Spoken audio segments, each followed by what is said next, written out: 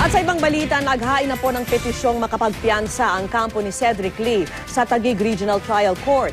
Kasunod po yan ang pag-aresto sa kanya at isa pang akusado na si Jimmy Raz sa Oras, Eastern Samar nitong Sabado.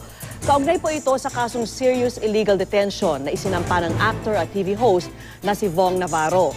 At matapos magpalipas ng magdamag sa NBI detention cell, iniharap na ang dalawa sa media.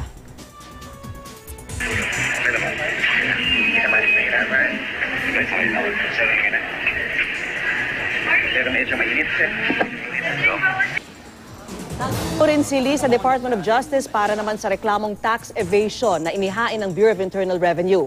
Nag-ugat ito sa umunoy hindi niya binayarang buwis na aabot sa mahigit 194 million pesos.